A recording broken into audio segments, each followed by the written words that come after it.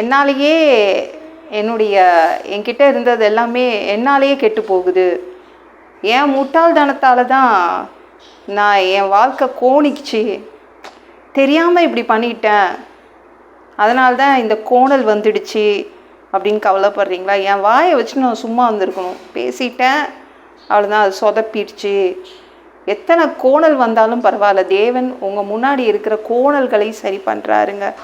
முன்னாடி நல்ல வாழ்க்கையாக இருந்துச்சுங்க, இப்போ தாங்க இப்படி போயிட்டுருக்குது, மோசமாக போயிட்டுருக்குது. இல்லை, தேவன் அதை எல்லாம் சரி பண்ணி தரேன் அப்படின்றாங்க, செவ்வைப்படுத்தி தரேன் அப்படின்றாங்க. என்ன சுற்றி என்ன நடக்குதுன்னே தெரிலங்க, அவ்வளோ கோணல்கள் விழுந்துருச்சு அப்படின்றீங்களே.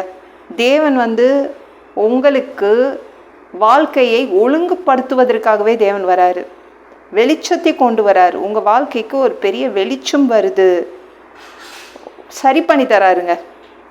எல்லாம் நல்லா போகுதுன்னு சந்தோஷமாக இருந்தால் இப்போ போய் இப்படி தப்பாக நடந்துட்டுருக்குது அப்படின்றீங்களா? இல்லை, தேவனால் எல்லாத்தையும் ஒழுங்குபடுத்தி தர முடியும். வியாதி வந்துருச்சுங்க, அதனால் ஒரு பெரிய இருட்டு எங்கள் வீட்டுக்குள்ளே வந்துருச்சு. இந்த பிரச்சனை வந்த உடனே ஒரு பெரிய இருட்டு வந்துருச்சு. கடனால் ஒரு பெரிய இருட்டு வந்துருச்சு அப்படின்னு கவலைப்படுறீங்களா? தேவன் சொல்கிறாங்க, அதை வெளிச்சமாக்கி தருவேன். உங்கள் மேலே தேவன் உதிப்பார். உங்கள் மேலே தேவன் அவருடைய வெளிச்சத்தால் உங்களுடைய இருட்டை துரத்திடுவாருங்க.